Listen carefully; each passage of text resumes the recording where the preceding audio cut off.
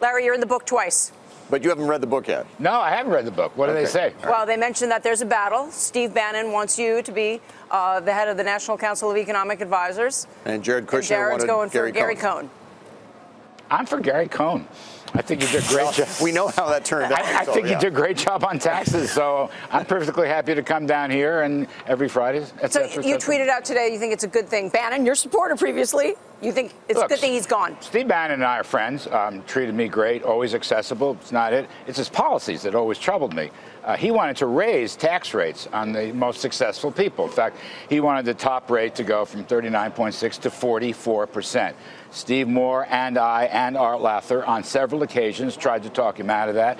He has this notion that we want to hurt the upper end in order to help the middle. That's just economic nonsense. It's economic illiteracy. You want everyone. In fact, the basic definition of populism is prosperity for all. That's the most populist thing any administration can possibly do. And Steve Bannon's economics, would have ruled that out. He's also anti-trade. Yes, he's fierce protectionist, wanted tariffs everywhere, wanted no deals anywhere.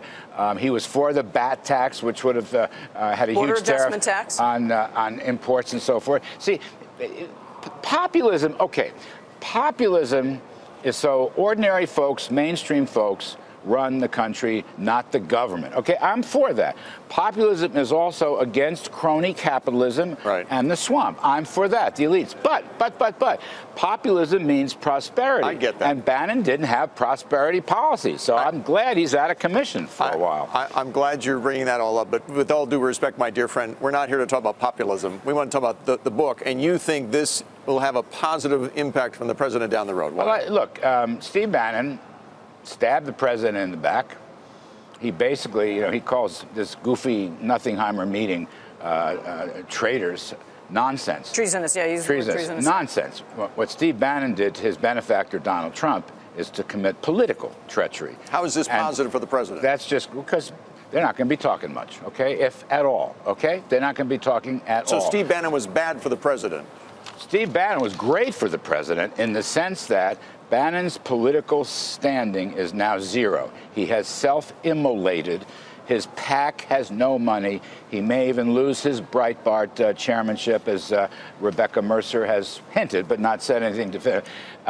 This idea that Bannon is going to run a counter-revolution against the Senate and the House, that's all out the window. Look, again, it's not personal, but on economic grounds alone, Bannon's self-immolation is good for the president.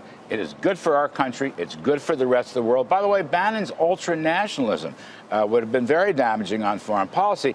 And by the way, the president has moved away from moderated on most of those issues, and the president publicly rebuked Bannon on a 44% tax rate. But Steve Bannon's going to be gone for a while, and what we need to do is focus on a lot of good things that are happening, okay, in the stock market and the economy and regulations and so forth and so on. Trump has achieved enormous progress despite all of the media criticism. Steve Bannon has cooked himself. He's finished in politics, basically. Does that mean, just to go to a live issue forward going, on trade, that the president will have less kind of zero-sum thinking about trade deficits and all the rest of it? Well, I've done my best on that, to be honest, as have others. And there's a battle in the White House. Gary Cohn, by the way, more of a free trader. Steve Mnuchin, more of a free trader. Wilbur Ross, more of a protectionist. We'll see. I would say for the first year, Mike, Trump has moderated his views. The campaign bark is bigger so far than the actual government bite.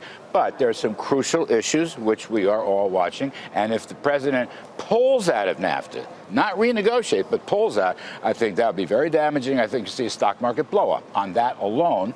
So, because there's a big thing coming up, which is the election in Mexico in July, and there's a crazy leftist that would also like to be out of NAFTA, so we could really see some damage. Larry. You couldn't separate the economies of Mexico, the United States, and Canada. You can't just say that's illegal. It is the reality. That's why I think the president will negotiate. But Bannon wouldn't want that. So I think for the good of the economy and the country and the world economy and President Trump, let Steve Bannon cool his heels, maybe produce some Hollywood movies. I don't know what you do out there. But on policy grounds, he was antithetical to my views, even though, by the way, he's a good guy. I want to say that. He's a good guy and a friend. And go read the book. You're in it. He's supporting you. Very excited. Hey there, thanks for checking out CNBC on YouTube. Be sure to subscribe to stay up to date on all of the day's biggest stories. You can also click on any of the videos around me to watch the latest from CNBC. Thanks for watching.